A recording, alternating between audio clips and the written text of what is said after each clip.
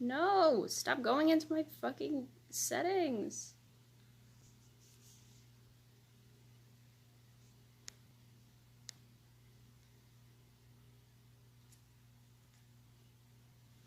Gotta check the Discord link. Ba-da-da-da.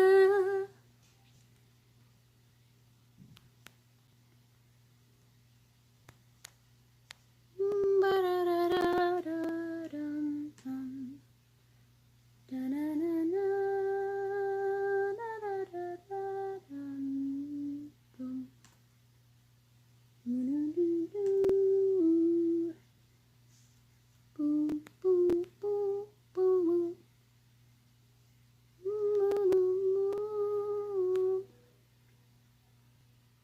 Boom, boom, boom.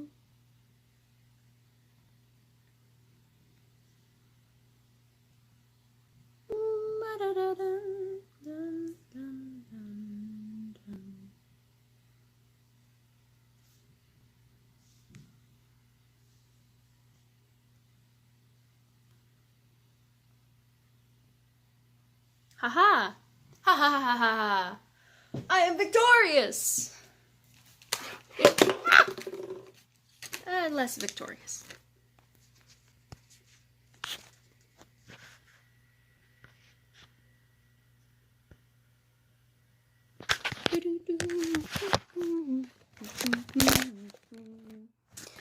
This could stand up, that'd be cool. No! I'm a streamer. I'm doing it. I'm doing the thing. Be better. Do better. Caitlin. Grr.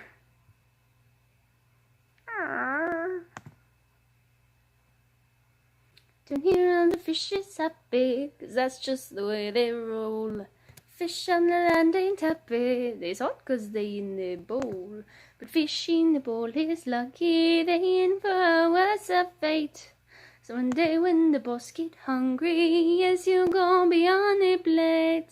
Under the sea, under the sea.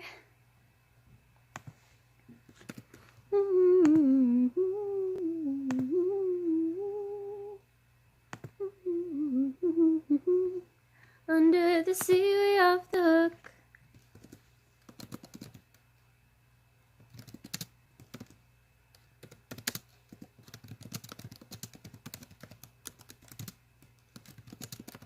Da da da dun dun dun dun dun dun. I can't see what I'm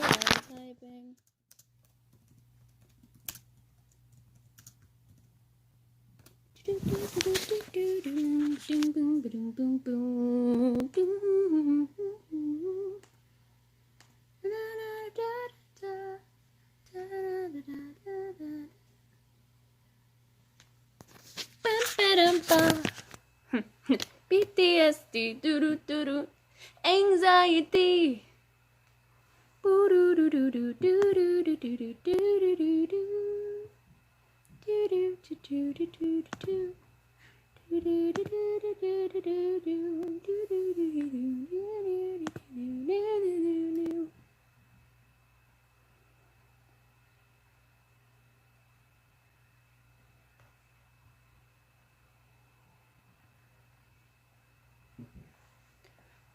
I think I'm drowning thanks to BP.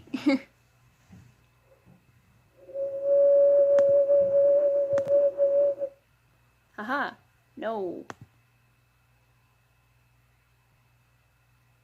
This. Hi Kai. Hi Danny. How y'all doing? Oh, there we go. How is the music? It's Nintendo elevator music, because why not? How y'all doing? I just finished the most irritating class of the day, so I'm very happy to be not in that class, and in fact be streaming. Because dear Lord, that class. You do not understand the level of struggle. Hi Erica! Oh, dingus dang. I went to jump because I was excited and I accidentally landed on a pair of shoes. that I don't have in my shoe thing for some reason. I had it hanging off my bed so I don't have this happen. But I'm dumb. Don't be like me. Be better. Thank you, Danny. Today's episode, yes. I am a full-length series, just not a good one. As a side note, I never returned the broom of self-love, so y'all better be careful about what you say. I haven't eaten today. You know what I've eaten today? I've eaten 1 apple. I've eaten like 3 Thin Mints, and that's it. I've eaten nothing.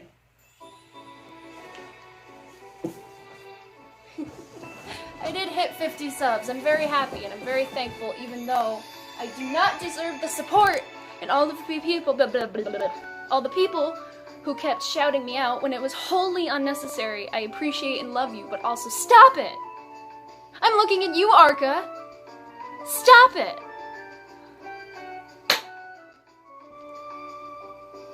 Kai, you need to eat.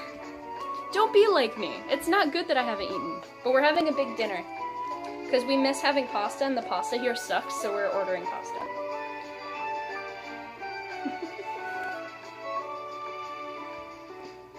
I'm very thankful. However, the support is ridiculous. You need to.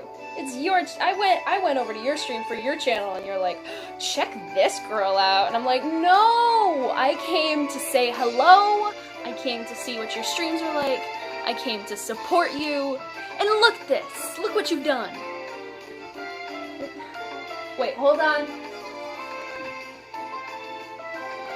You better stop.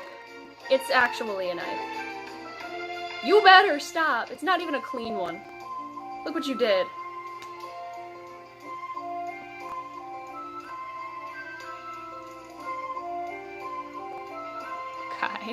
Kai, don't do it either. And I was very happy to come to your stream. I loved it. I wasn't even aware that you streamed until recently, which is insane to me, because why didn't I know? They're amazing and fun and awesome. So, like, I'm kind of mad I didn't know until now.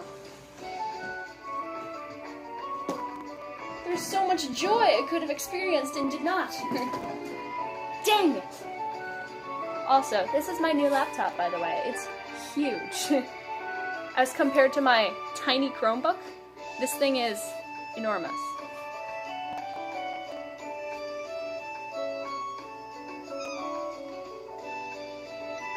Arca stream is wholesome. Yeah, new laptop hype! And you know what that lets me do? Have that hold you up, because that's the only thing. My Chromebook is literally the only thing that keeps you guys upright. And I sometimes have issues with even that. But I can also, excuse me, mouse, thank you. New tab. I can also look at all of my archived poetry and junk, which is what today's stream is.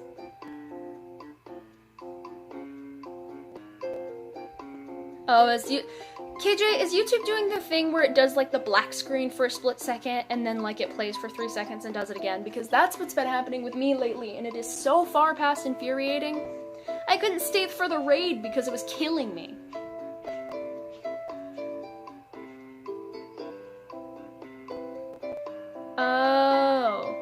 Oh yeah, YouTube's been doing that a lot.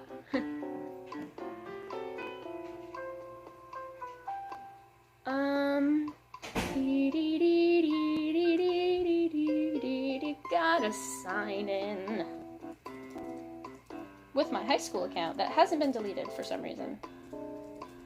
Which is good, because I'd lose a lot of work if it did. Hi. Shield your eyes! Don't look, heathens! It's too pure and beautiful. There, you're out of frame. Lizzie took a shower. I didn't tell her I was streaming. At some point you were going to. I just didn't know it would be this early. Yeah. No, the class ended and I literally went, I'm done. I can't. I'm out. I hate it. No, wrong number. Stay signed in? Sure. I'm in an incognito tab, so it doesn't really matter. Oh, moe, oh, we moe, oh, we moe, oh, we moe. I think me and the other girl in Cox almost finished at the same time. But as she was going down the hallway, I was just like, okay, I don't want to be weird. So I'm just gonna try to be quiet. And my shoes just go. I'm like, what the That's so true. Any kind of wet shoe just does that awful noise. Alright. Can they see my closet? No, they... hold on. Now they can't. Sometimes when I reach up, my towel falls down. Would you like some help? We love college life. I'm doing one thing, she's doing another, and then later we're watching movies. And by movies, we mean The Last of Us. Having an absolute feast, of which I've already talked about. Also, I'm so happy. It's been so hot every day since we've gotten here, and it's finally cold enough I can wear this. I'm overjoyed. It's finally sweatshirt weather. Look at it. Look at the glory. Behold my power. Ugh.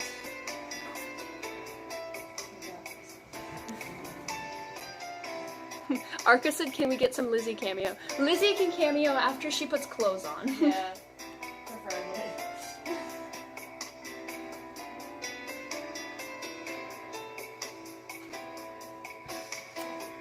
No, shush.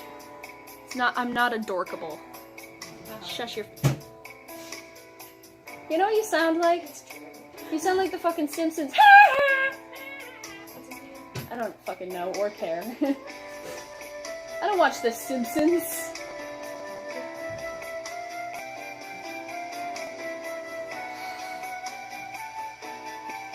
Not adorkable. No. Stop it. I keep looking in the wrong place. Hold on, I'll fix that immediately. There we go. Now I'm looking at the right place. Hi. So, humans. Human? Yeah.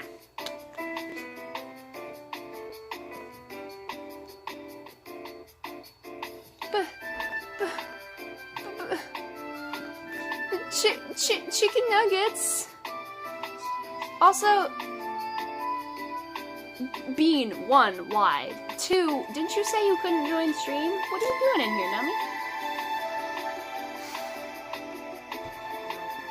No, I'm not. Anyway, so, like the title says, I'm gonna be reading some... Sneeze. Ah. Why would you do that? No. The words.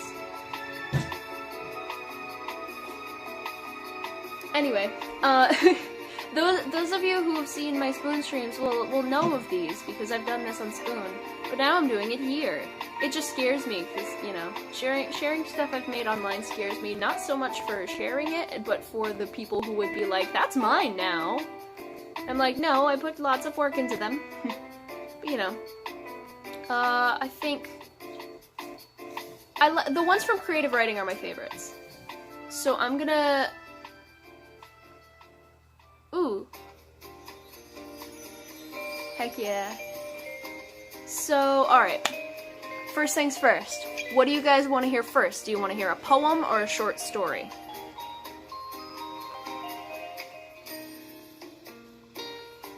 Because I have both of those. Yay, chicken nuggets! Don't judge me.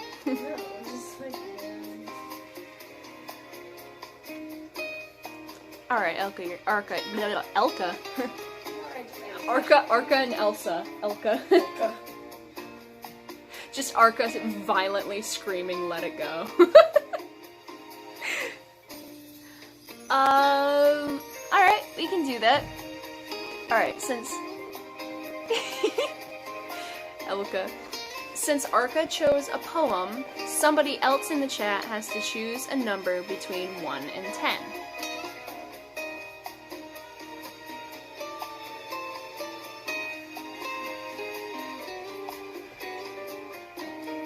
Of course. Completely necessary. Alright. Arca. Alright, Beans came in first, and that's a 6. Which means I'm going to do this one.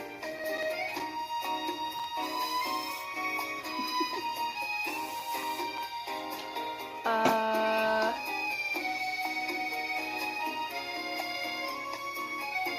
not. Oh, that file's not good. Anyway, let's not do that one. Alright, since that file's being dumb, we're gonna go with my backup 6, which is, it's a really nerdy one. You guys can't judge me. You know I'm a nerd. You know I'm dumb. When did the Gravity Falls finale come out? Cause it's that. I made it when the finale came out. Sorry. Boom, boom, boom. When the finale came out, I wrote a little poem for it. It looks better when you... Okay, first of all, I made this, like, on actual Word, so when it transferred to online Word, it doesn't work nearly as well. But I'm gonna show you guys what it would normally look like. Because I think the way I did it was more aesthetically. Hello? There we go. Hi. It's very big, angry text and then little text, but I'm not gonna scream it for everyone's sake. And thank you, Arca. I appreciate it. Oh man, why'd you have to pick 6? The heck? I could just lie and do a different one. No, I'm a girl of my word, despite hating it. Because I was proud of it when I made it, and I'm proud to read it, but saying it out loud sounds dumb. Oh. It's... Anyone who hasn't seen Gravity Falls, you're kind of screwed, I'm sorry. Oh.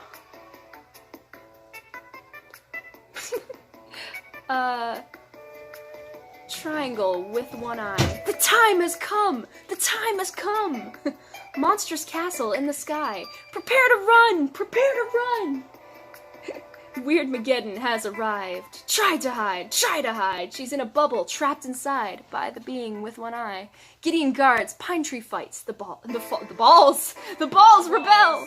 The falls rebel. They are the light. Outsmarted by the twins of old, down falls the being of gold. And in stone he bids farewell to wait for another to free him from hell. I cannot believe I said the balls rebel. I'm so mad. Oh my god. The balls rebel. Nope, okay. There will be no more choosing of numbers. I'm just gonna go for them at random.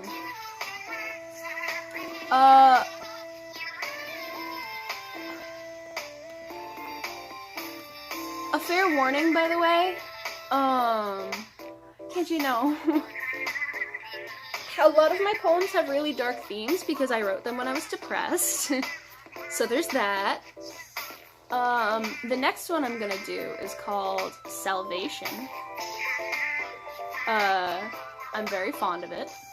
How would I open an app? That's stupid.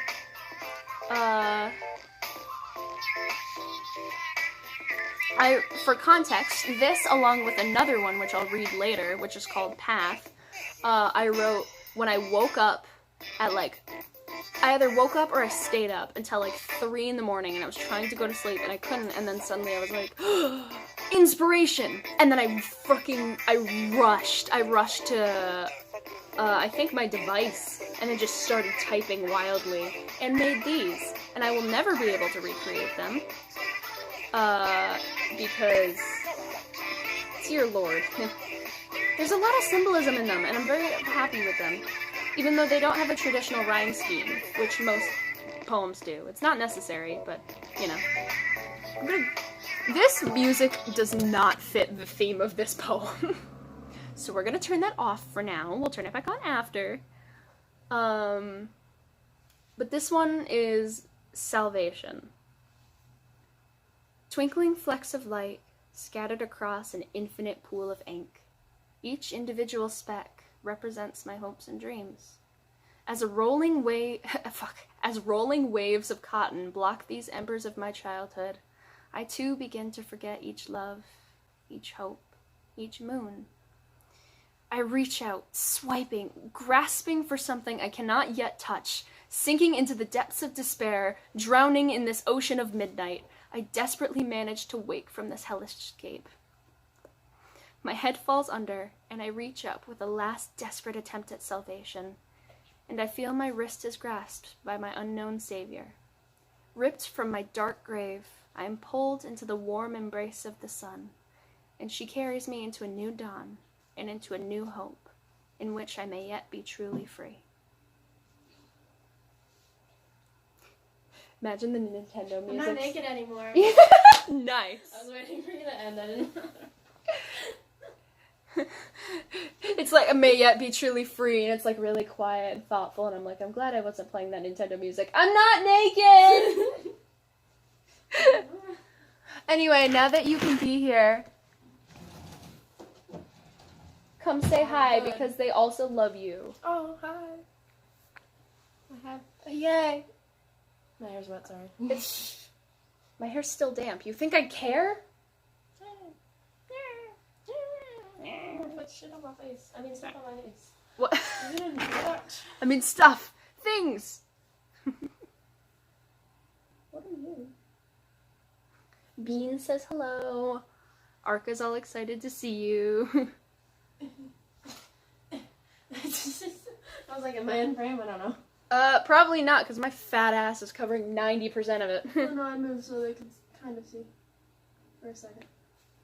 That one's one I'm particularly fond of. We'll come back to this folder, but now I'm gonna go into my creative writing folder. And in my creative writing folder is all the ones I had that were actually, you know, like, looked at and I got advice on, so they're better.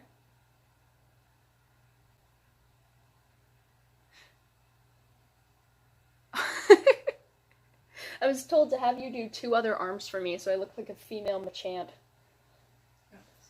Alright. I didn't rub in my forehead yet, but... Oh, it's fine. It's like just too high, too. I'll point her down. Ah! Oh, I can see. You could, barely. No, don't do this. What did it start playing? Oh, it's Animal Crossing. Woo! I am God. Fear. The sound, just the.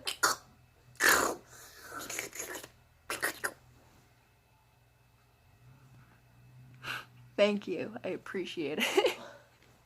Oh my god.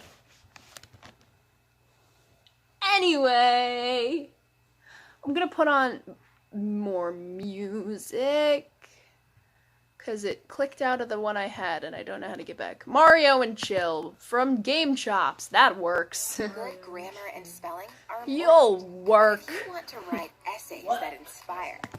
Ah, we don't have time to unpack all that.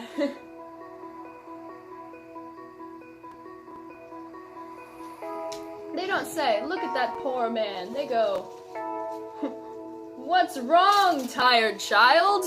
Or something like that. Oh. You're far too kind, but thank you. Thank you, KJ. I'm very glad I can amuse you. Alright, creative writing folder. Let's, you know, Do you guys want to hear another poem, or do you want to hear one of my short stories? All my short stories are like 5 pages or less, and they're in big double-spaced font, so...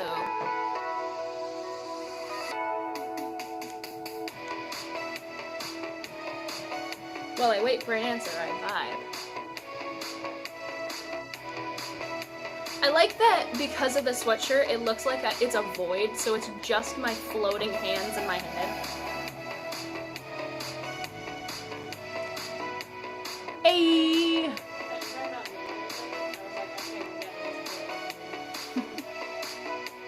Alright, a short story. Yeah, that's what I was thinking of doing, but I wanted to hear what you guys have, because I only have a couple of those. Alright. So I had to write, 2.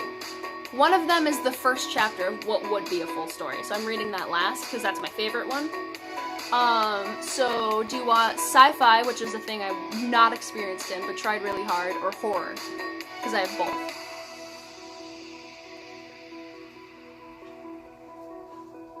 As Lizzie walks by. Why are you sorry? They love you. You're loved.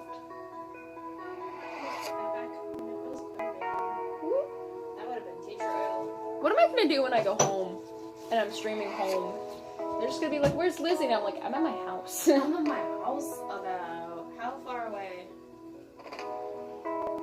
Not from here. I'm not From you, I'm like 5 hours. really? Yeah. I feel like Well, because you said you're like 2 hours from here, right? well, 4 or 5 hours. You're 4 or 5 hours? And then I was in like the opposite direction. So yeah, we're pretty fucking far. There's no visiting for stream purposes. But we'll be back like in January anyway. Or I am. So. January what? Are we, when we leave, will your birthday have passed, or just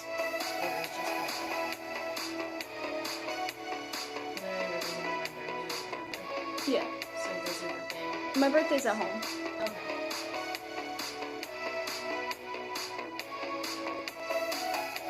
Hello there.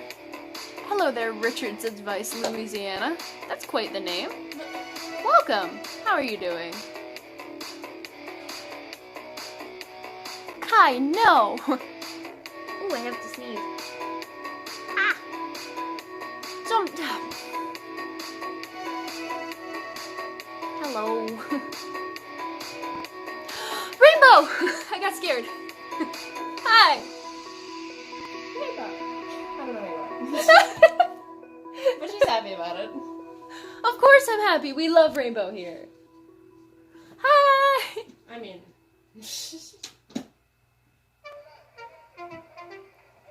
I got scared. Hi, I'm reading stuff. I didn't actually get to see if you guys responded to what story we're reading. Oh yeah. You didn't hear the other one. It's horror or sci-fi. So pick one. Boom, boom, ba-da-da-doo. You've heard a total of two of my poems. Hi, Silver. Oh, not amazing, but thank you. All right, horror it is. Once again, I'm probably gonna pause the music because it is not the vibe. Even remotely. This is a horror story. Alright. Shh, KJ, don't tell them that I have a quotev. Don't do this. Don't call me out like this. Alright. So, this one is called Rotten. And I'm not good at starting stories, so I went with this. We have to go to the mailroom and get a card. What? It's for, like, everyone that's on campus. When do we have to do it? Pick up a special card at Campus Safety Dispatch. It just says today. Alright, so later. You will need this card with you at all times in addition to your budget. Joey. And Paris sent it. She's like, if this has something to do with me last night, I'm sorry, y'all. Okay, Paris, we love you. No, you do no, Quotev.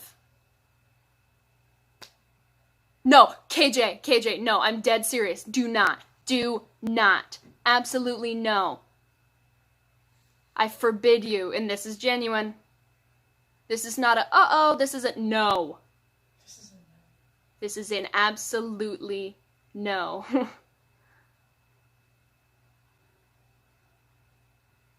No links, no name sharing, nobody is to know about my Quotev, other than the fact it exists. I love you guys, but that is embarrassing. Anyway, we're gonna go with my story now. I'm sorry, Rainbow. You guys have never heard me like that serious, have you? Just absolutely not. Anyway, hold on. I'm missing something. I'm missing water. I need to be hydrated. Behind your computer, there's just like 4 empty water bottles. Yeah, just so you guys know, like, I've been taking being hydrated so seriously. These are also from A Course of Days, though, which I think is like the amount of water you're supposed to drink. But I never have. I never stay hydrated. So the fact that I am now is baffling.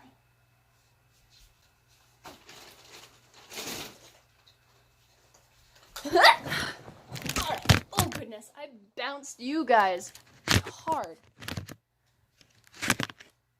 Anyway, hi. I'm sorry, Rainbow. This is also very chaotic, but this is how all of my streams are, so welcome. And for the rest of you, sorry, sad sacks who are not staying hydrated, go get... Sorry, sad sacks. What do you think I said? I don't know. Yes, go. You guys need to go get some water. Stay hydrated. It's important.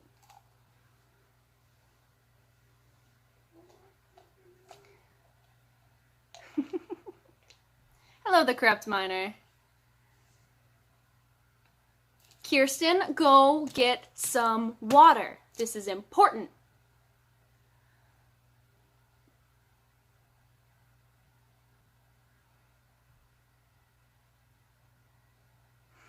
Yes, drink an entire waterfall. Good. I mean it, guys. Staying hydrated is important.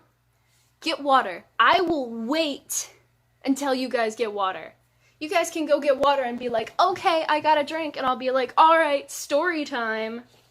Don't worry about missing anything. Hydration is important. Aw, it's all right. Bye-bye, Corrupt Miner. Thank you. Thank you for popping in here.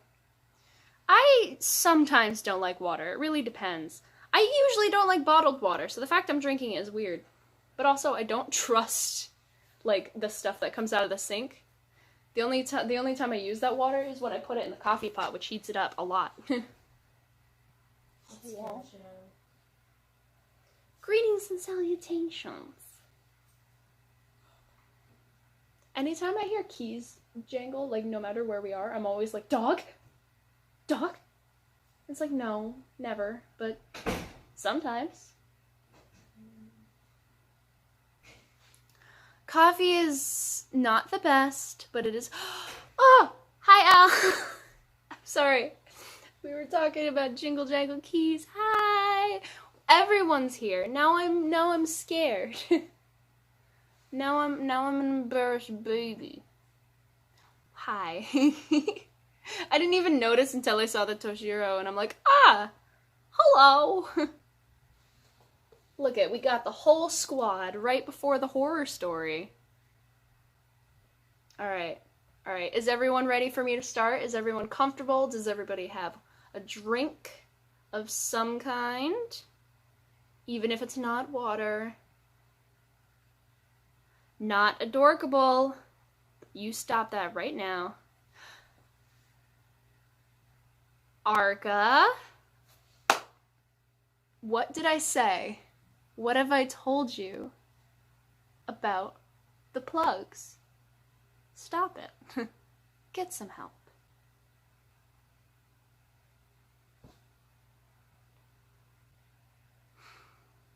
Okay, I'm not prepared for all of this love and appreciation, so I'm just gonna start the story. Like I said, and for new people who joined and didn't hear it, this is called Rotten, and I wrote it for my creative writing class. It's a little outside my comfort zone, but I tried, so... She had to get out of this house. She didn't know how she got here, but she had to get out. She couldn't remember anything. She just knew she woke up here in this horrible, dank, disgusting room. The walls were rotted and wet, and it was dead silent save for a disgusting plop every so often as a mysterious substance dripped into a pile on the floor. She had decided to stay away from it. It was dark, so dark. The silence around her was suffocating, making every move she made deafeningly loud. Wow, I'm not helping this. Blah, blah, blah. At first she had been confused. Where am I? How did I get here? Why isn't anyone else here? She had so little time to ponder it, though. She had no time to worry about her location, or her smelly, matted hair, or her damp and dirt-covered clothes. She had no time because she heard it. Whatever was in this place. She'd been trying to look around in the darkness when she did. At first, she was confused. What was that noise? Where was it coming from? All she had been able to hear this whole time was plop. She felt it. It had dripped from the ceiling. She looked at her leg. She saw it on her, but it was too dark to tell what. It burned. Her eyes slowly traveled up, straining in the dark, finally reaching the ceiling. Her eyes widened, and she let out an ear-splitting screech that seemed to shake the entire house. It was above her, and before she knew it, she scrambled up and peeled out of the room. Her shoulder hurt. She had slammed it into the door on her way out, but she didn't focus on it. She had to run. She didn't know what it was or what it wanted, but she didn't care. She just had to run. She was running through hallways and doors, upstairs and downstairs, and no matter where she ran, she always heard the skittering of it racing after her. She heard the grotesque plop of flesh and ooze that came off behind it. The plop reverberated through the halls as she ran, echoing almost as loudly as her heart did in her ears. As she continued to sprint through the hell house of corridors, she dived into a room and slammed the door with her foot. Outside the room, she heard it skitter by, not knowing which room she hid in. Or maybe it did know, and it also knew she couldn't hide forever. She sat and backed herself away from the door, leaning against another disgusting rotted wall. She felt pieces of the soft, wet wood embed themselves into the back of her shirt and poke at her. She didn't know whether the wall had soaked her shirt or whether it was the sweat. She felt disgusting. She wanted to leave. She took shaky, staggered breaths. She missed her family. She wanted to leave. She shuddered as she felt a spider crawl over her ankle. She wanted to.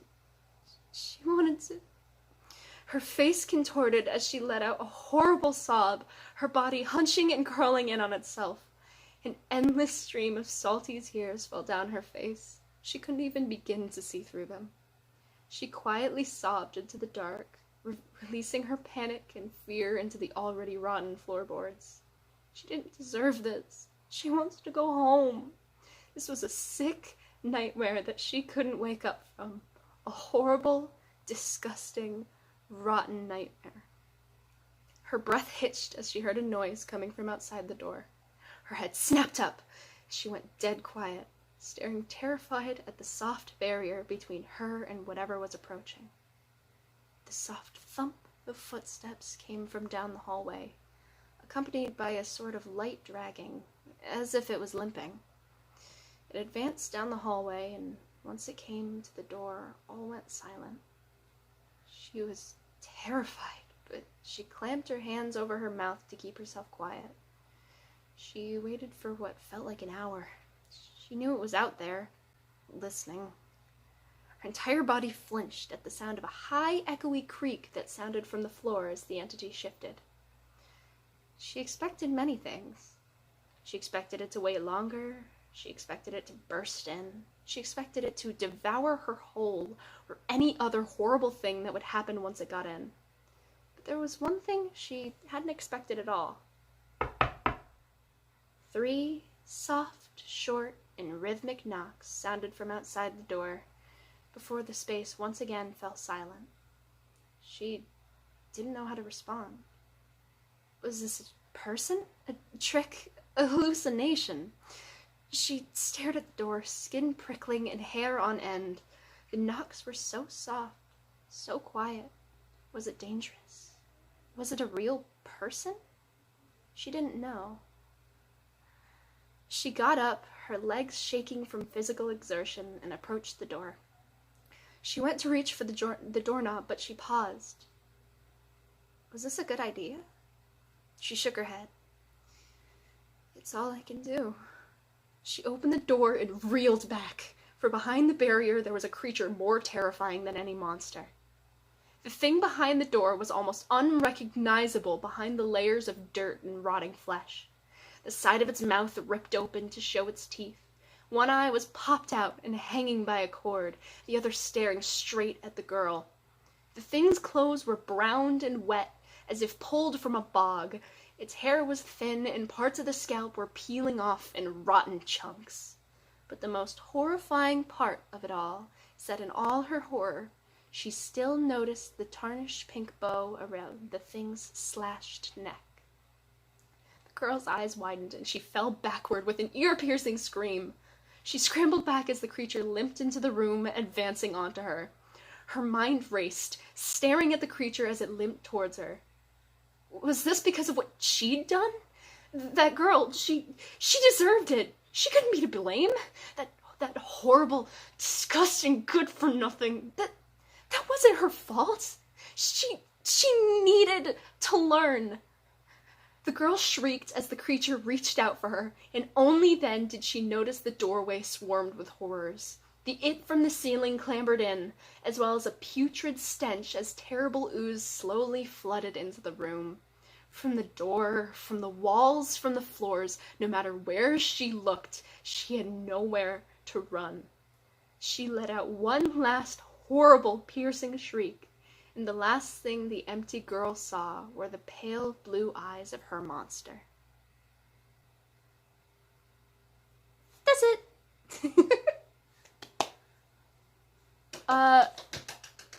Hello, unknown gamer, by the way. Welcome. Had anyone else joined while I was reading?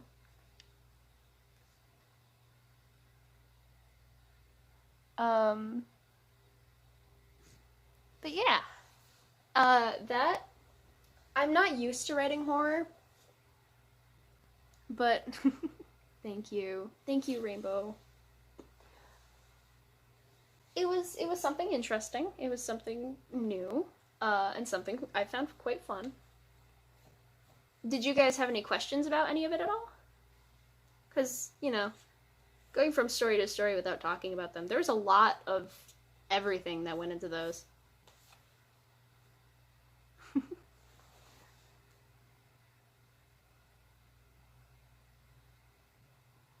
I know why you said it, and I'm gonna reply anyway. You are not a fossil. Stop it. Oh. Thank you. There wasn't any specific inspiration. I just kind of started writing. 'Cause really, in the beginning, I had no idea what was going on. But I don't know, as I started writing, it just kind of bits and pieces came around, and I'm like, I wonder if this was a thing. I know you did. yeah, I don't know. It was just kind of like winging it, honestly. Um, it was just like, and like I made it as general as I possibly could on purpose. I really did. I didn't give the main character a name. I didn't give any of the monsters a name other than it. I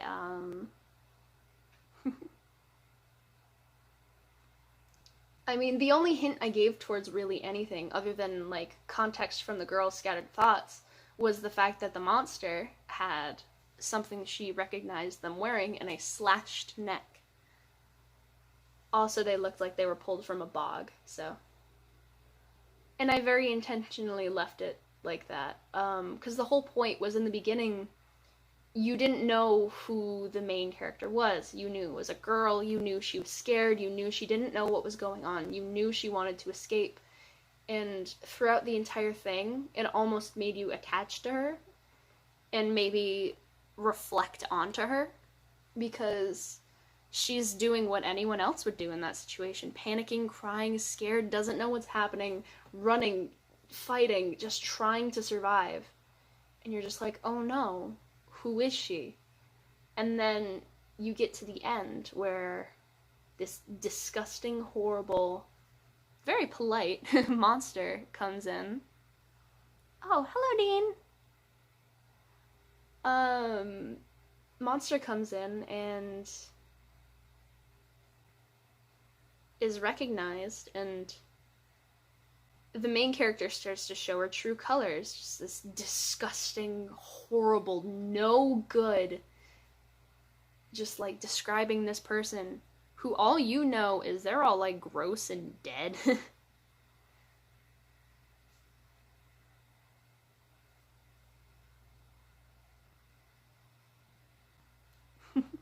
Thank you. I'd be down for that. I stumble a lot, but like, whoop. We love that.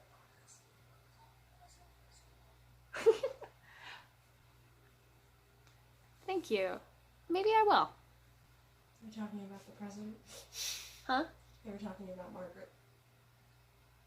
The president. Yeah, my throat hurts. Oh. But yeah.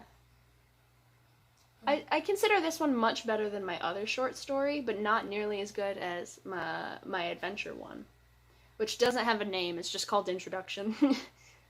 Yeah. I'm glad you guys liked that one.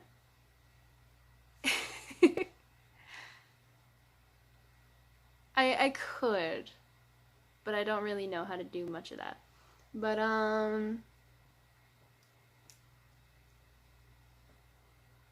alright.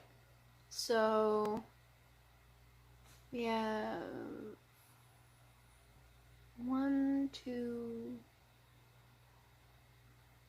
3.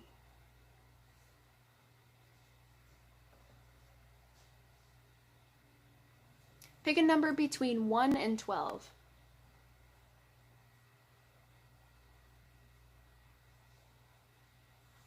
2. Not you.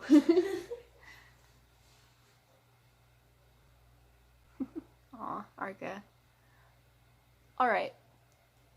Silvers came in first, which means we're gonna go with the first of these, which is one Arca heard last night, because Arca's special and got one in advance.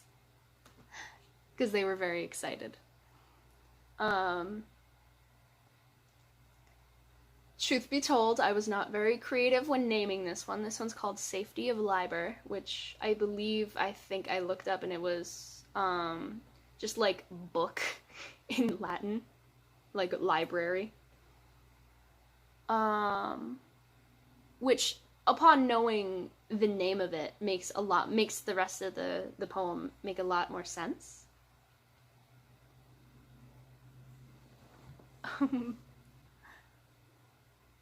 Yeah. Dragons fire in crooked dwarven houses, rocked by man's putrid bellows. Screams of anguish from small-winged horses as the fairies scatter, fleeing the willows. For even the Jinn and the strongest of fellows evacuate their castles, caves, and meadows, for You made a noise and it distracted me. For a far greater beast lies beyond the horizon. The earth splits and falls to oblivion. The centaurs and satyrs leave their forests, pulling their children far from their homes, followed by elves, hobbits, and gnomes, all panicked, fleeing for the safety of Liber. They're running now, it's fast approaching. They're crying out, it's fast approaching. They scale the wall, it's fast approaching. Reality can't reach them now. Also, I just said, oh my god, really quietly. Sorry. No, it's fine. It was just like mid-thing, and then I heard you speak, so my brain immediately was like, what's she saying? And then I went, flaw. I think I was trying to say far, and I said fa. Like Lord Farquaad. Fa. Yeah, that one's a lot shorter. But, yeah. If you weren't aware, it's definitely just me being like, well, fantasy in the real world doesn't happen, so they had to run and escape to the land of books, of which I dabble in often.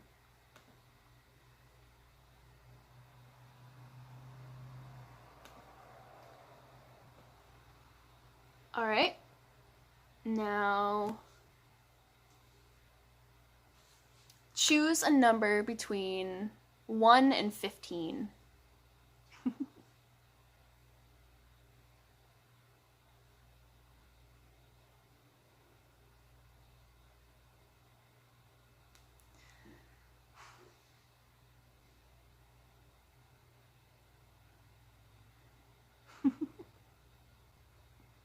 Well, that one was special specifically. Thank you, Rainbow, for putting an actual number within the guidelines I put.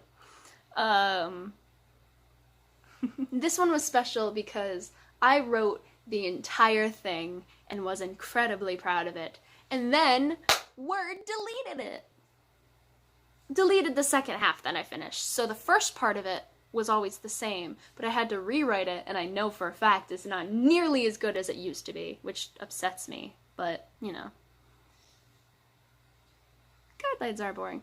Oh, cool, I got a random text. Should I order it? You should. I'm hungry. Neither of us have eaten today. Oh my goodness. Anyway. So it is the lasagna, your spaghetti meatballs. Yes. I picked the wings. Okay. I'm sorry. It's fine. It's honey barbecue. I can change it if you want. Dude, I don't care. I'm gonna pay you back for food anyway, so like... Okay. Do you want drinks or just... We have drinks. I'll go down to the fucking dining hall and get a Gatorade, I don't care. Aw. Guidelines are boring, but... You guys are far too nice.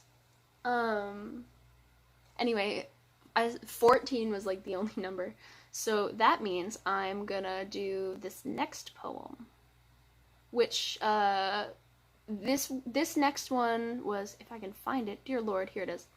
This one was heavily inspired by Natsuki in Doki Doki Literature Club and her style of writing, the really cutesy, simplistic, kind of thing, and a bit of the rhyme scheme. Eagles fly. Remember? Yeah, basically. It's called Lions Make Awful Friends. Lions make awful friends. They growl and snap when you join them. They roar and scratch when you touch them. They knock you down when your back is turned. They have abandoned all pride, now just a word. They loot and pillage everything near them and share it with all of their friends. But when you try to reclaim a shred of what's yours, they attack and leave gashes on your arms. They're brutal, angry, selfish, and cruel, violent, uncaring, emotionless, and rude, miserable, insulting, horrible, and vacant. But the lions are all I have left.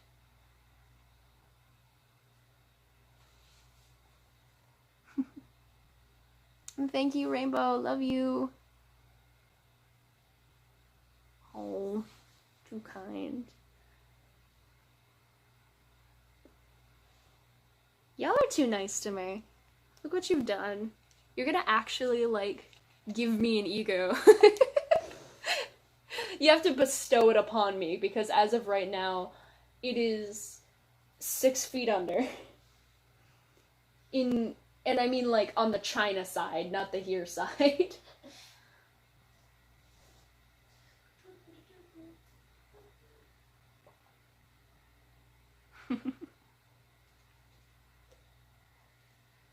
Thank you.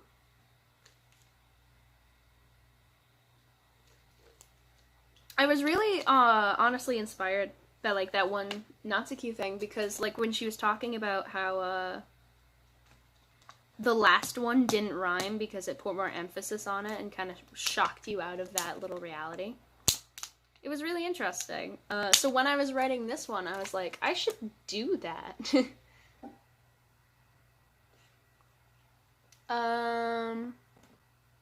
There. And then on this page, we have one more poem. And then I can read you the short story. I'll read the poems on the other page, and then I'll read you my favorite one. Gotta hydrate. Absolutely. Stay hydrated.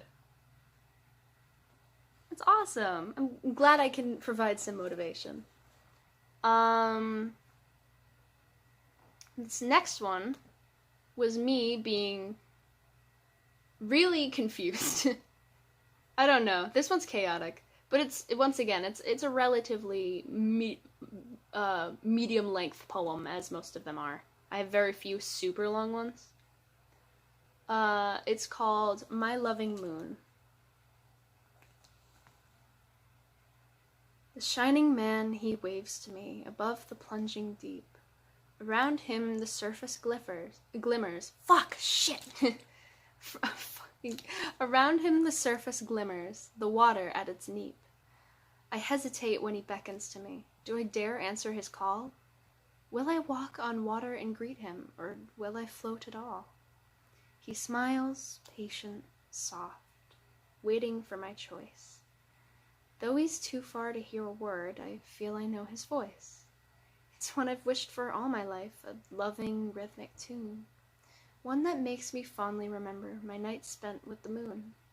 As every night I ponder, perhaps I'll do it soon. Not ready yet, I pause our duet and wave goodnight to my loving moon. Tommy! Hi!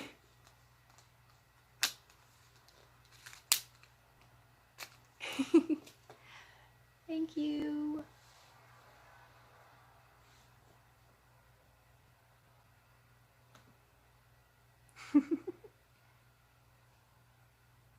Also, hello, Level Legend. Sorry, I got very excited. Nice to see you guys. Love y'all. Alright. So this next one is gonna be a short story. It is a sci-fi, which, like, Rotten was kind of out of my comfort zone, but it was still, like, within. Like, I'd done it before, just not often. I've never done sci-fi, so this was a completely new thing for me. Oh. Marco. No. This one was, like, completely insane for me.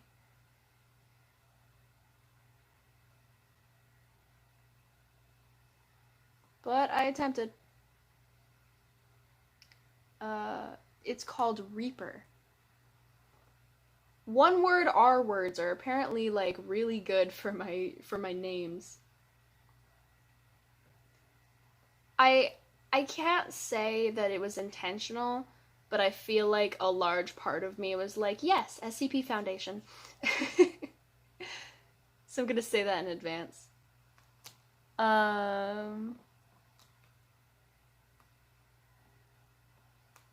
Yeah. The creature ran through the halls under blaring sirens.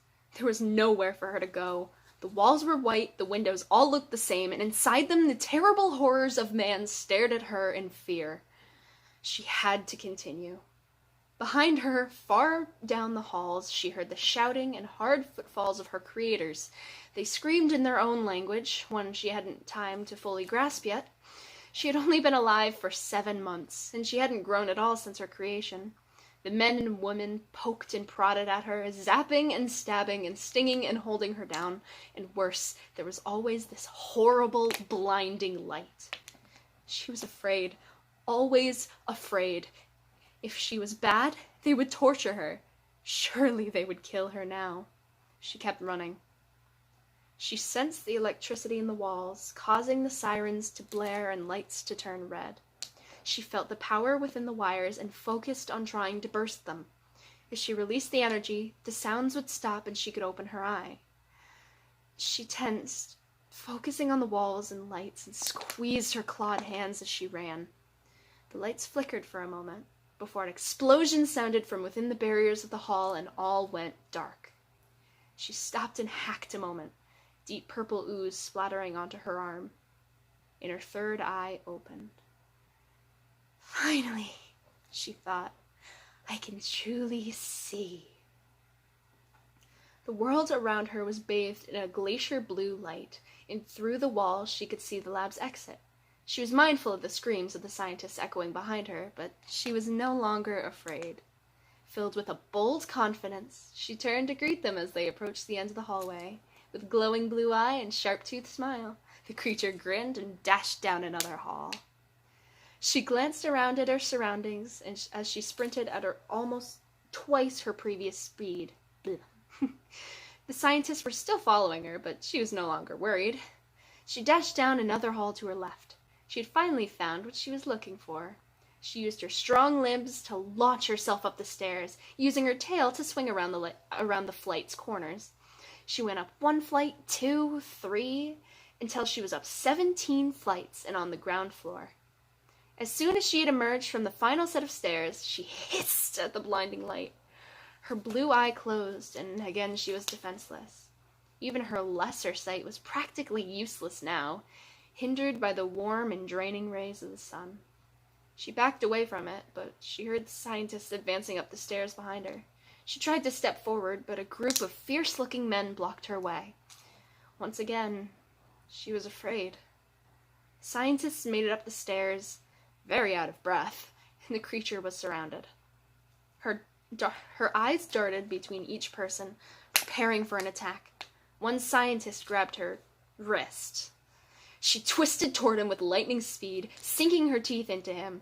The other humans screeched in what appeared to be horror as they tried to grab her. She used her razor-sharp tail to quickly swat them away, and a piercing scream echoed around the laboratory. The man no longer had a hand. Taking advantage of the distraction she had made, the creature darted past the disabled man and charged as fast as she could down the hall.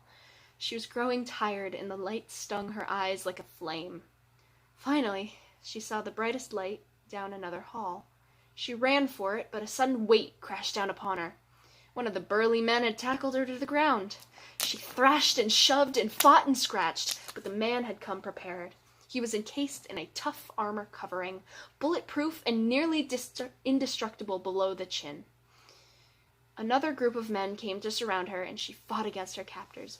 Wild with fright, she bellowed a mournful cry. Her scream of anguish tore through the laboratory as if hell itself had opened to make them pay for their sins.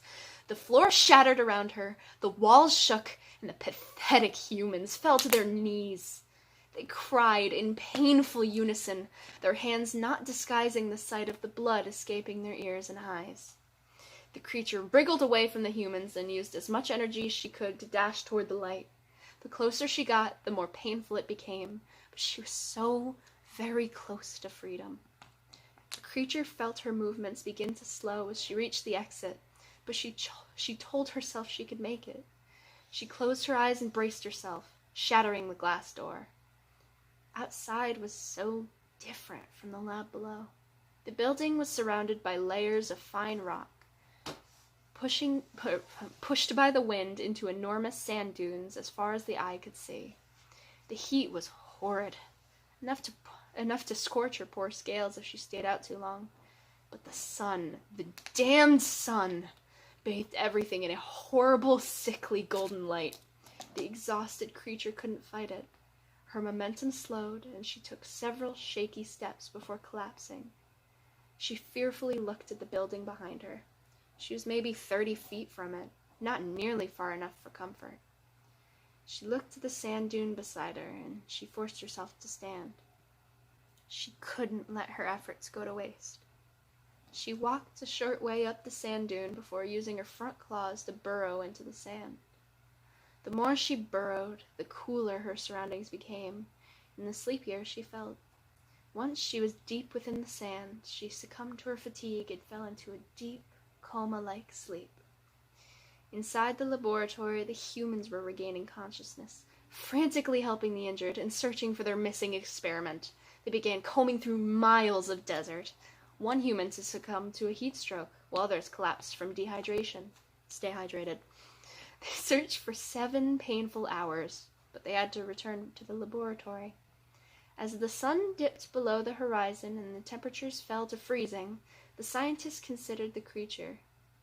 It had surely died or escaped far into the desert by then. They retreated to their rooms and retired for the night, exhausted, wounded, and disappointed. They were comforted by the fact the monster was out of their hands, and yet they were disappointed to the loss of their creation. They would search for it again tomorrow, equipped with proper gear to prevent more humans from collapsing. Humans fell into a troubled sleep, plagued by their creature and their failure to contain it. But they cannot be held at fault. How could they still be afraid of it, their creature? It was long gone, wasn't it? They had no reason to be afraid of the creature of the dune.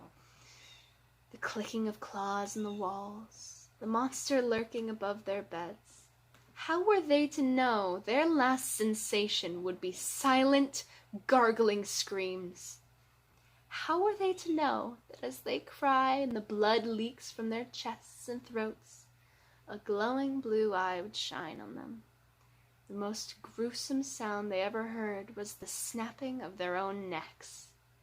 The creature smiled to herself, licking the blood off her teeth and walking out of the lab into the freezing night. Their reaper was one of their own making. The stay hydrated is not written in the story. I thought it was necessary, though.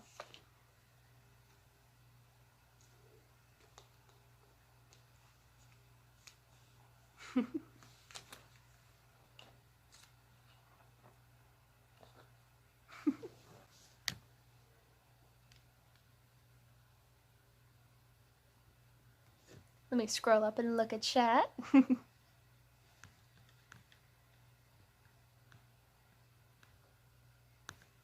Nice.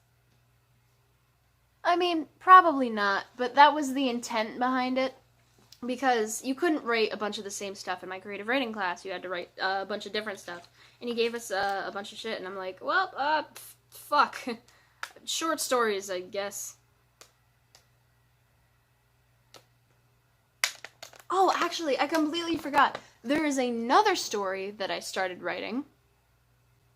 And thank you. There was another one. It didn't really have a name, I don't think. But it's another one that was like my favorite one. But it's kind of like D&D, Lord of the Ringsy style. Arca. And it's like the first chapter to a story. I didn't like this one nearly as much as the adventure one, though, so I kind of forgot about it.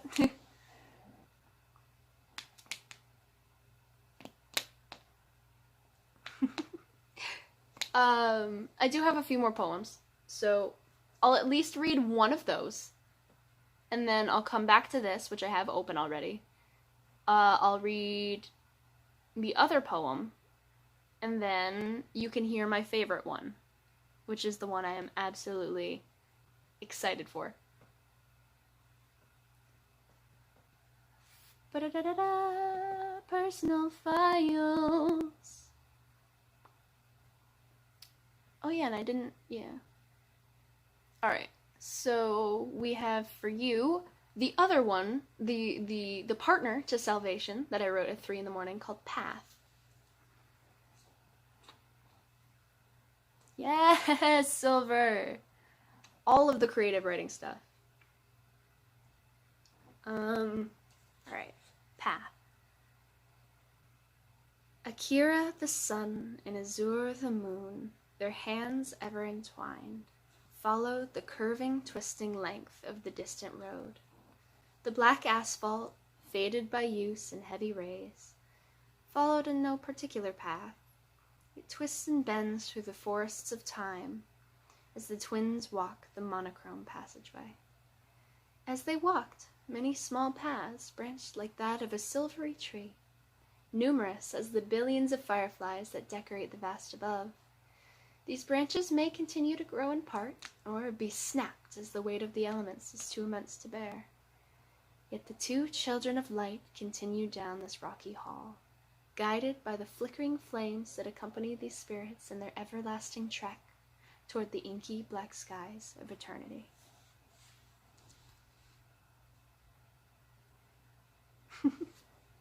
I'm sorry, I didn't see that BRB. I would have waited. I apologize.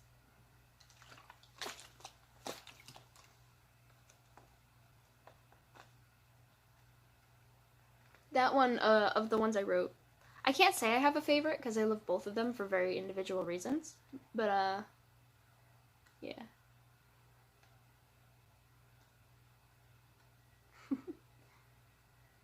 I like Salvation because I like letting people interpret their own meaning, and I've had people interpret things that are like completely not what my mindset was when I was writing it.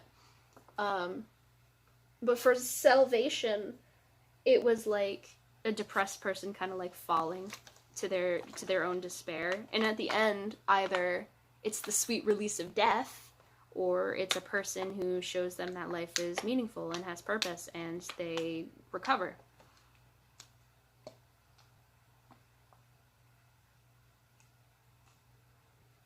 A word?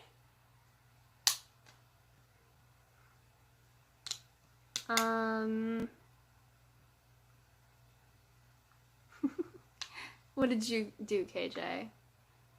I'm trying to think of a word that isn't ridiculous, because the first word that came into my head was apoplectic, and then I'm like, no, that's a big word, stupid word. And then my brain immediately went, no, okay, how about ubiquitous? And I'm like, no, Caitlin.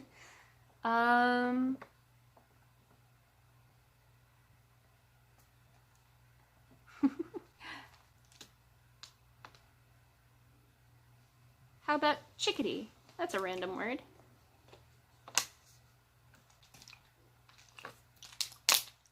Freaking apoplectic and ubiquitous. You'd think I, like, have a brain or something. Okay, I will. Send it to me.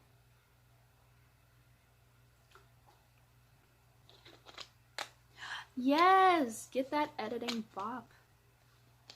I'm so hungry. Are you gonna get, like, a message or something? Mm-hmm. It still says preparing. Oh my goodness.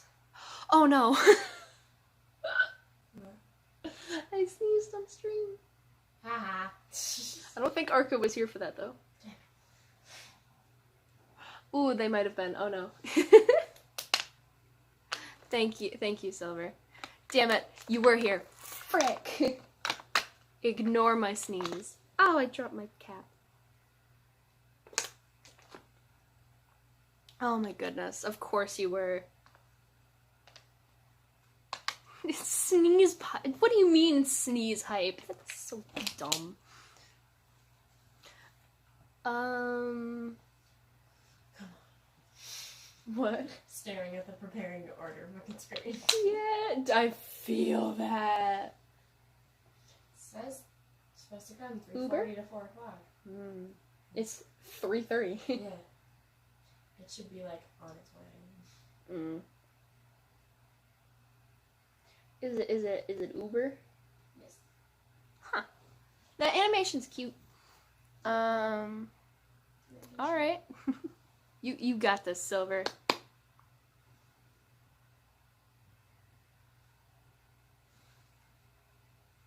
And yeah, Arca, I do call you a dummy.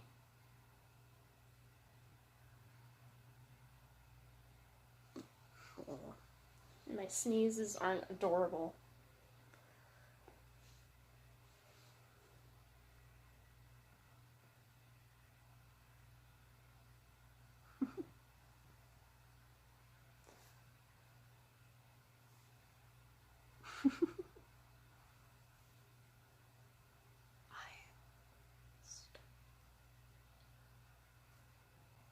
Do I have any other poetry I can share? Because I don't want to put two stories directly after each other. Oh my god. I need to show you this later. Okay. I need to show you a lot of things in my personal folder. This was me learning how to edit text in, like, when you, like, open it and you're like, oh, you could do anything. If you want to come look at this, for a quick second. I'm so uncomfortable. I can send this in the Discord later if y'all want. Oh, the Pokemon. What the fuck? It's so good, I love it. Oh no, the Pokemon has come from my ovaries. Can I scroll?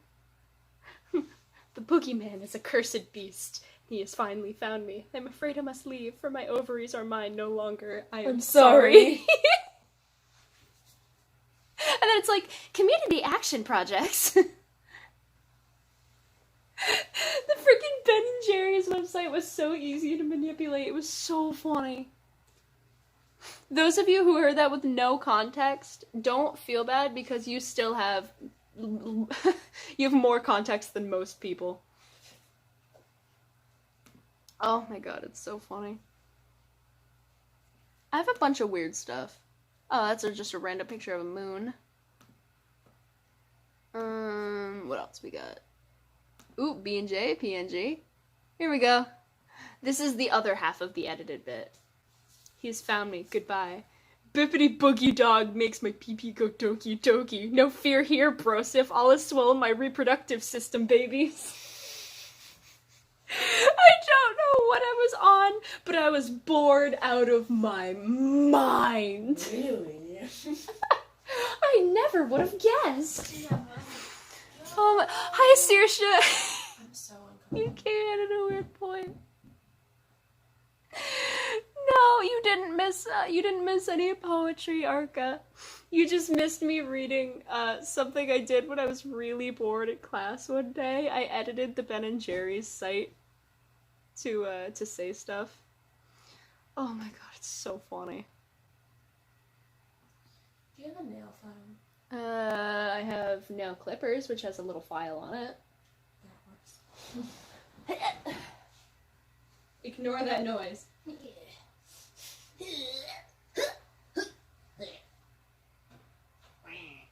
Where did I put him? They're here somewhere. Hello? Hello, Clippy boys. Aww. You little tricky clipster.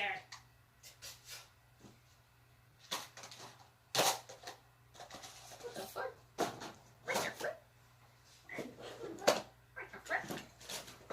Forgive my language. I cannot find it. Oh, well, apparently I can't help you. I'm sorry.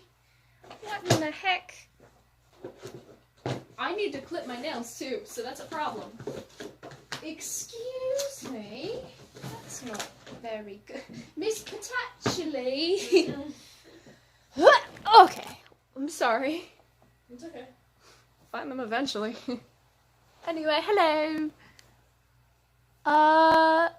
Alright. So, I want to see if I have any other poems that I can read. That aren't bad. Because if I wanted just normal poems, I have ones from years ago that are not good. But...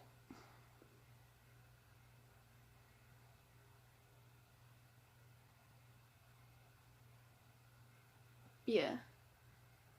Because I have 2 stories left. My favorite one is last. And I'm very glad you're proud of yourself. You should be.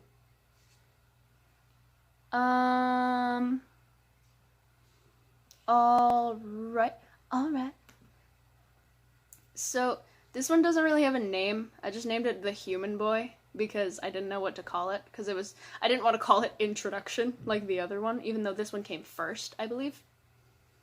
And just so you know, I'm really bad at maintaining character voices, so when I'm reading this, if one character gets like 4 different voices, I'm sorry. Because as much as I like reading and narrating, dear Lord.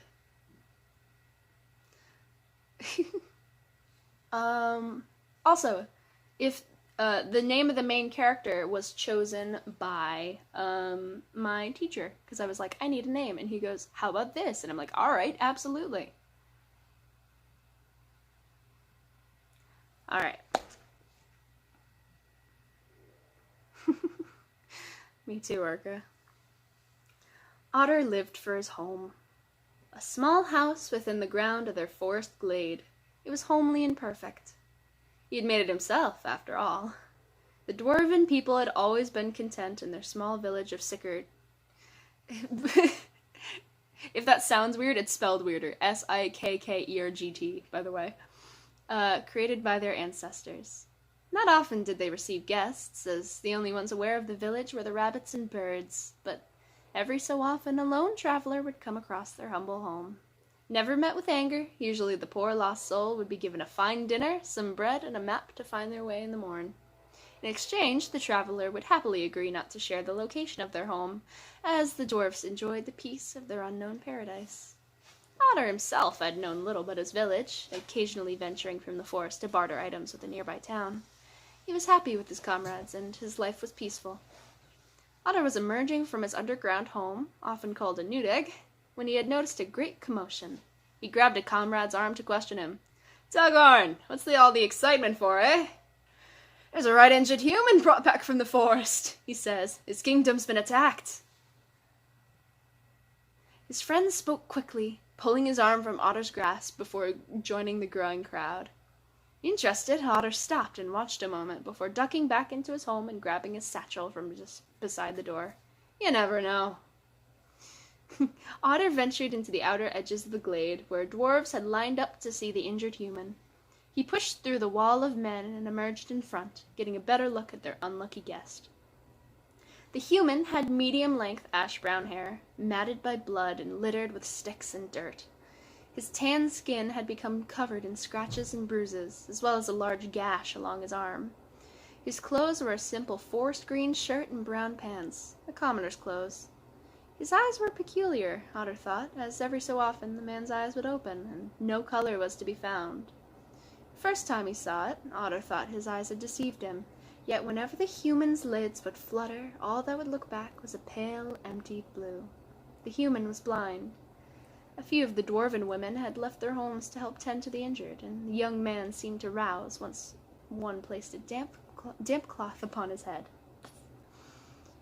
The man groaned, taking only a moment to register the unknown hands upon him. "Where am I? Who are you all?"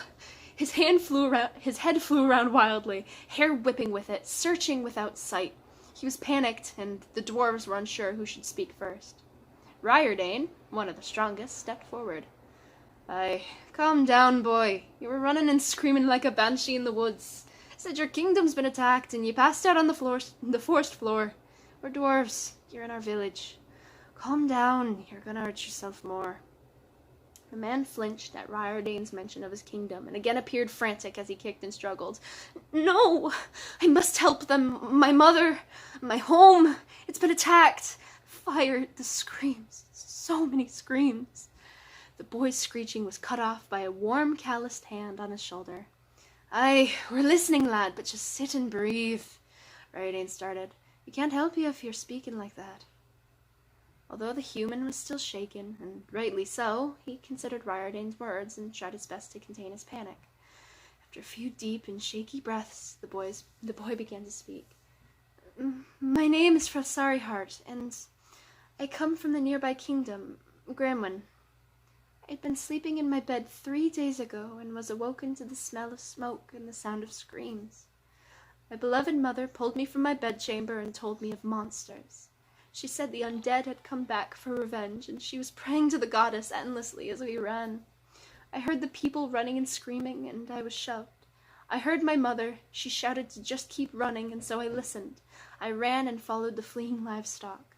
The wind led me, and I continued to run until I heard voices. And then I suppose I ended here. The boy took a deep breath and waited for their reactions. There were murmurs among the dwarves. Otter was utterly dumbfounded. The dead? Rising? Of course, he knew what this might mean.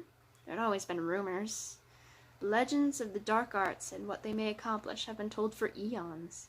His father had told him the stories when he was just a lad, but this boy cannot be right. The practice of the dark arts had ceased at least 300 years ago. Before Otter could think of it more, the boy pressed further. The attacks came from the far north, and the forest is a ways southwest from my home.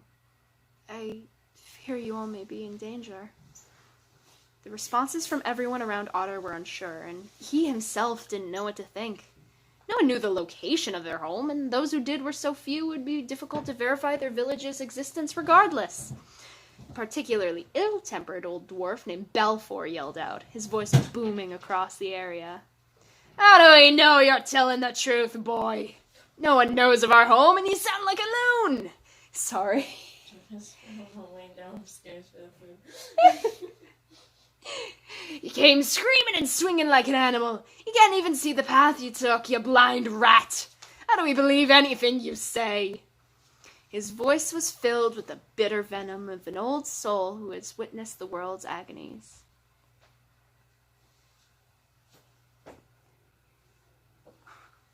I wasn't paying attention. What is the talk of Caitlin is what are you doing in the chat? What are you doing in there? Dankin says, "Oh, hello, Dr. Swablu. Hello, Draconic. Hi. You guys are awesome. Hello. I am so sorry that I wasn't paying attention." Yes. I don't know if it's here. You can check. It says it's on its way. Okay. I'm gonna wait. Okay. You guys are rating me from my own Discord.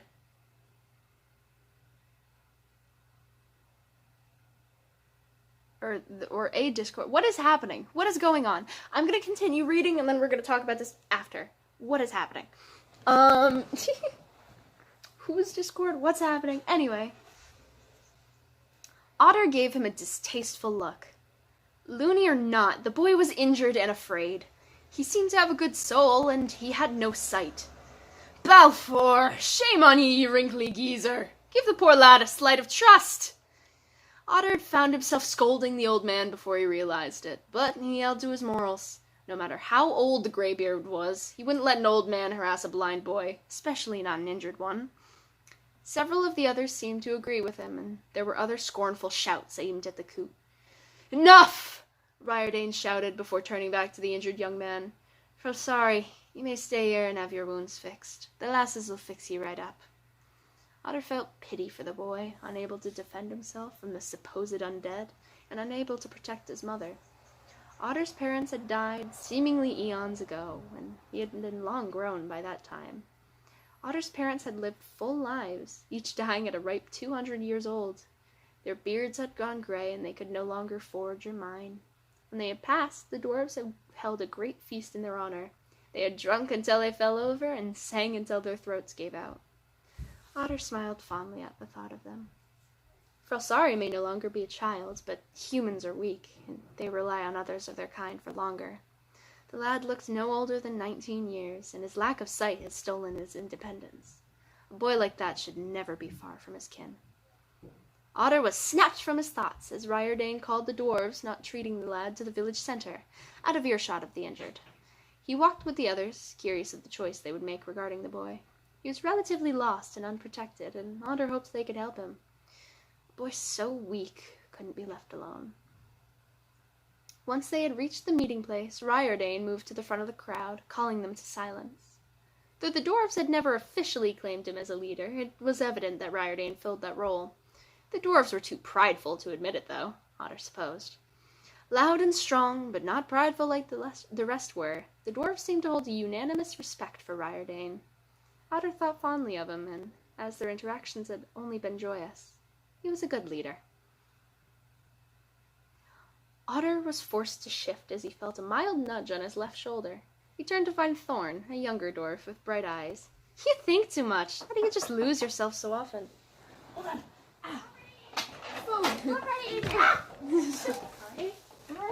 She called me. She called me. She called me when I was trying to open my phone, so it just hung up automatically. And then when I was trying to listen to her voicemail, she also tried to call me, but I was looking at my phone like this, so I wasn't looking. Oh my god. So I was like, I'm sorry. That's She's awkward. Like, no, it's okay. Oh, food. Oh, it smells amazing. Yeah. Oh, we haven't had good food in so long. Bro, this looks like a lot. It does look like a lot.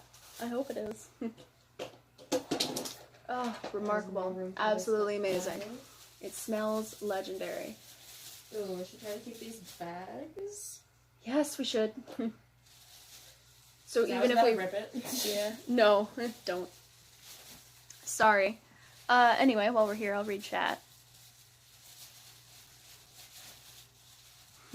Oh, thank you guys. You're very sweet.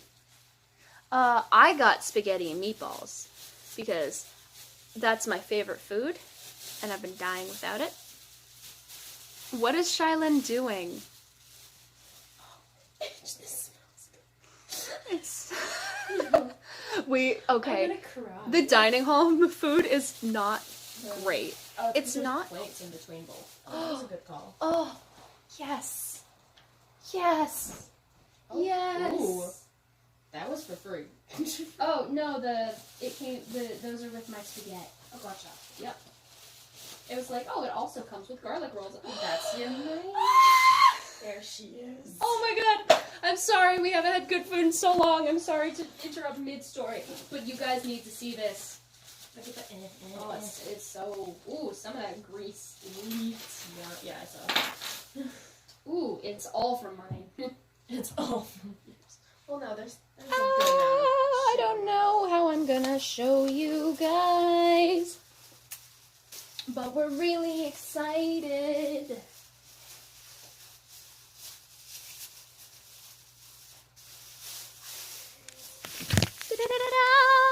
Da-da-da-da-da-da-da.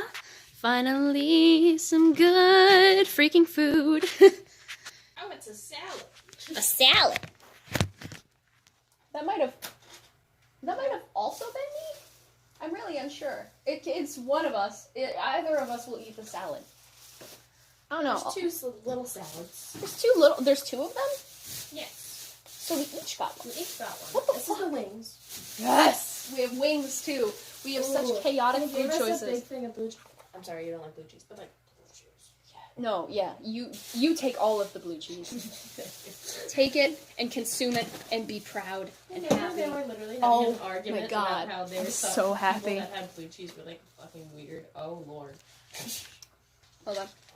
Oh, it's very greasy, so I don't want it to get everywhere, but...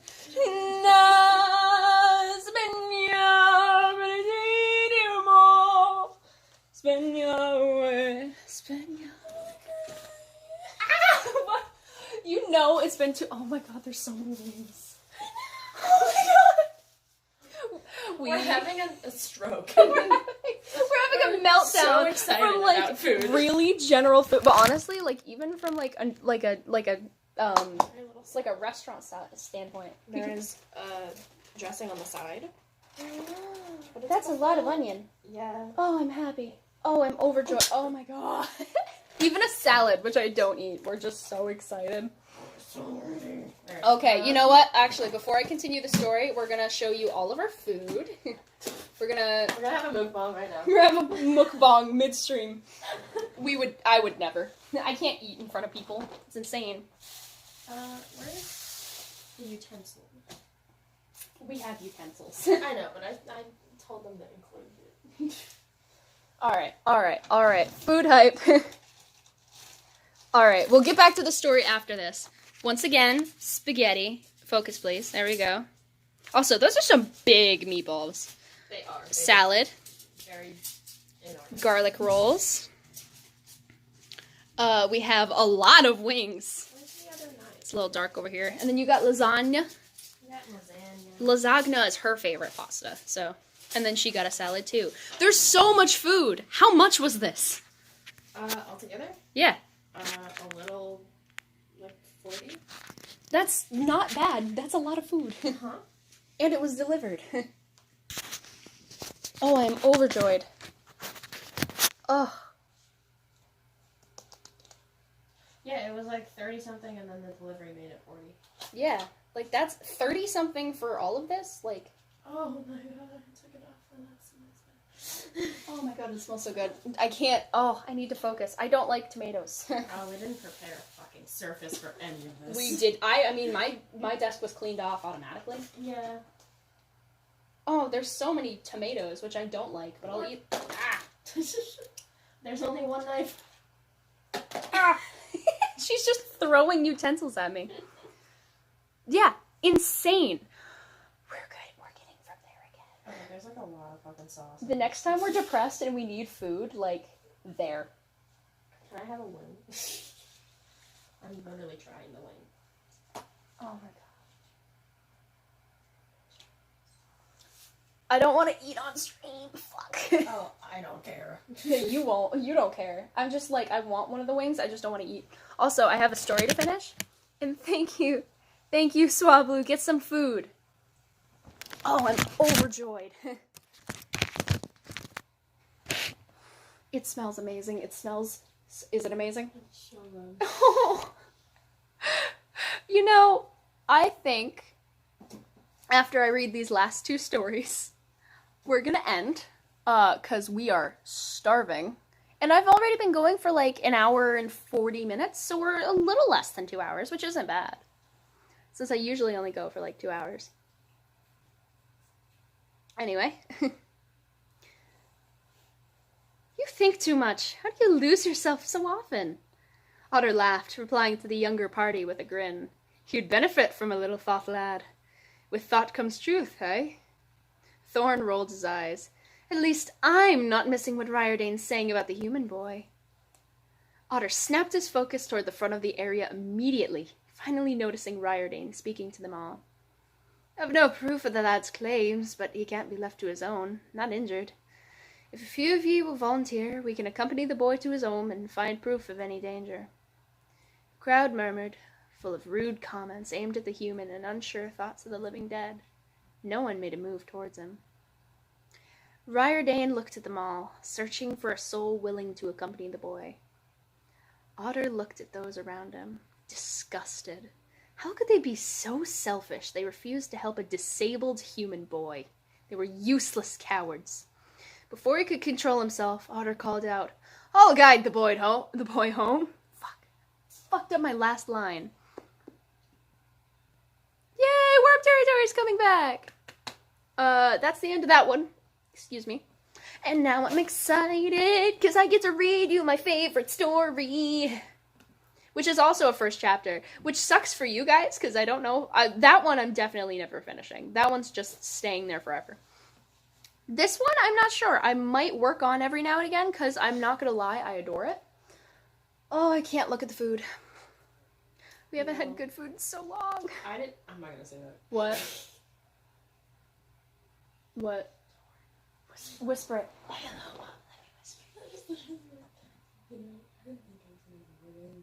But like, I knew when you didn't say it, that's exactly what you were going for, and I feel it in my bones. Oh, I'm so excited.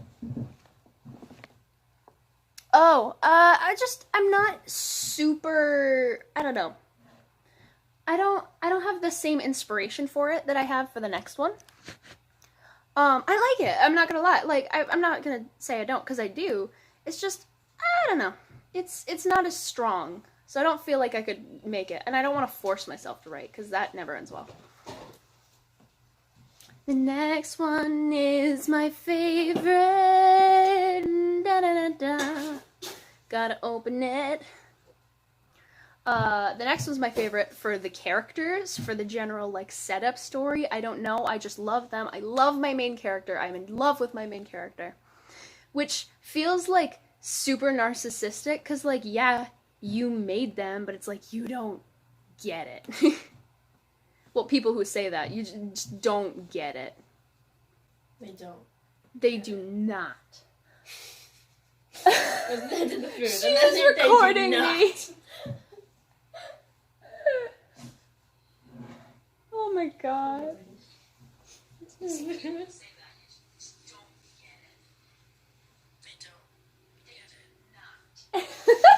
The blink of apprehension. Like it's my eyes refocusing. Okay. Alright. Introduction. Wake up, you lazy brat! Myron Dorsey Cloyd woke from his slumber beneath thick quilted sheets to the sound of his mother's shouts. Coming, Mum! He rose from his bed, cracking his neck and knuckles to release them of their sleepy tenderness. Myron had already aged 16 years. A valiant thing, in his opinion. He stretched and popped his shoulders as he walked towards his writing desk, drowsily snatching the clothes he had placed on it the night before. Myron lived upstairs from the tavern he ran with his mother, Bertie. Her real name was Crystal, spelled Crystaell, but she figured the name too ugly to look at. Myron smiled at the thought. Once fully dressed in his pants and white shirt, his dirty blonde hair tamed and tied behind him, Myron made the trek down the stairs onto the floor of his mother's tavern. There you are! Your eggs are cold! She looked at him in playful disdain, whapping him on the back of the neck with her spatula as she headed for the kitchen. Myron glanced at his mother. She was a short-statured woman of just over 5 feet. She had deep brown eyes and short, tangled hair of the same hue. She was roughly 40, and she had been running this old tavern since she was half Myron's age. Her father was with her then, and he taught her everything about how to keep this old place afloat. Myron glanced up the grand painting upon the wall, depicting Bertie's father with a bright smile on his face and a great mug of frothy ale in his hand. Even in death, the old man was watching over his beloved tavern. Myron often wondered what he may have been like. The boy shook his head, quickly gathering his empty dishes and taking them to the tavern's kitchen. Before he could begin to wash them, however, they were snatched from him like pirate's gold. Don't worry about the dishes, boy. You have a date today. You know you can't keep them waiting. Myron smiled softly, quickly embracing his mother. Thank you! As Myron released her and ran for his satchel, he heard his mother calling out to him. Tell them I said hello, all right? Filled with excitement and satchel in hand, Myron, I just like being mean to you. I love you. Myron nodded at her and dashed out the door. Outside of the tavern, Myron began following the rough cobblestone road. He paused a moment to bask in the beauty of the water in front of him, as well as the glory of the visiting ships. Bertie's father had built the tavern in his youth, choosing an area close to the pier. He had done it for his own benefit, as the view of the ocean was marvelous here, but it had worked in the tavern's favor. Often, Myron and his mother were visited by sailors who had chosen the sea as their home, taking a short break to restock and tell the tales of their adventures. They were jolly as they chugged their ale, and Myron quite enjoyed the tales they'd weave. They'd go on for hours, telling of grand adventures with sea beasts and sword-fighting pirates. They'd speak of foreign lands with mushrooms the size of mountains and flowers made from hellfire. Myron figured some had to be embellished, especially when speaking to a drunken sailor, but he couldn't help but wonder if the stories were true. What is out there beyond the village shore? He grinned, turning and galloping toward the marketplace. Myron walked through the road of stalls and goods until he came upon a small stall of flowers. He glanced around, searching for the large body of his favorite merchant. He was surprised to feel a hard slap upon his back as he quickly spun to find the offender, Cremor. Ha ha! There you are, lad. I was beginning to think you weren't coming. Myron chuckled, rubbing the back of his neck. Of course I'd come. Where else would I get such lovely flowers? Cremor pulled the boy into a tight hug, clapping him on the back once more. You're damn right, lad. Let me go get them for you. Myron watched as he searched through his plants. Cremor was a regular at the tavern, as well as the local sell of fine flora. His occupation was often a surprise to visiting guests of the town, as Grimoire was very large and burly overall. He was roughly 7 feet tall and sturdier than a ship's mast. Myron had bought a small bouquet the first Sunday of every month for the last 8 years, and this would be no exception. "Ah," Grimoire said, a bouquet of daisies in front of the boy. "Here they are." "Thank you. They're perfect as always." "Don't mention it, lad. I give only the best for my favorite customer." Myron handed the man the money owed and quickly trotted out of the marketplace and toward the forest. Upon reaching the forest's edge, Myron quickly turned left and headed to the beach beside it. He followed his usual path, dodging sharp rocks and hopping over shells and crabs, until he came to a small area within a circle of stones. The largest rock was left with a simple inscription: "Here lies Cyril and Juliet Cloyd." Myron softly smiled, spreading the bouquet evenly across the 2 graves like a tender blanket. He sat cross-legged and began to speak to his parents. As he did every month, Myron began to fill his parents in on things. "Hello again. I told you I'd be back." Myron was always awkward when he spoke to them, but he liked to think they didn't mind. "Another month has gone by. I have some fun stories for you." Myron awkwardly told them that a few weeks prior, a small girl of 11 years had admitted her affections for him. "I tried to tell her nicely. She didn't deserve any cruelness, you know. I told her, 'I'm sorry, but I just don't see you that way. You're quite kind, but you're too small. It'd be strange.' She got upset and ran off. Perhaps I could have worded it better." Myron rubbed the back of his neck, feeling sympathy for the girl. "I think she's recovered at least. I saw her yesterday. We waved at each other from across the marketplace." Myron chuckled to himself. "I don't even know her name." Next, Myron told his parents about how Grimoire drank himself to sleep a week ago. "By the gods," Myron grinned. "You should have seen him. He was loud and dancing and singing, positively bursting with ale, and he just fell asleep. He just thumped to the floor. The whole tavern had to work to move him, and we just set him upstairs. Imagine if we carried him back to his home." Myron smiled sadly, looking down at the sand below him. "I do wish you could have seen it. I know the people who visit the tavern would have loved you both." Myron fingered the bottom of his shirt. "I wish I could see you two again. You didn't deserve to die." The memories Myron had of his parents were blurry to him, as he was so young when they died. The strongest memory of his parents was his last. He could still see them waving to him and hear the faint sound of them wishing him goodbye as they prepared to set sail. They were leaving to visit a nearby island. The island itself was several hundred nautical miles away, but a merchant ship had agreed to grant them passage. His parents had gone to visit old friends and could not bring him along. He remembered the feeling of Bertie's hand around his as she wished them well and the tavern door closed. 2 months later, the merchant ship would be found, raided and destroyed. All passengers of the ship were considered deceased, and, unfortunately, the bodies of Myron's parents were found below deck. Myron had always hoped they didn't suffer, that they died quickly. "Well," he started, "I have to go now. I'll be back next month, I promise." Myron quietly sighed, stretching his legs and standing up. As he stood, he was momentarily blinded by a metallic glint in the sand beside the headstone. Confused, he leaned forward to uncover the mysterious object from the sand. It was a golden coin. He rose once more to inspect it, but before he was able to ponder its origin, he was alarmed at the feeling of sharp metal on the back of his neck. "I'd return that there doubloon, boy. 'Tis not wise to steal from the dead." That's it. That's all she wrote. I love it. I love it a lot. Thank you.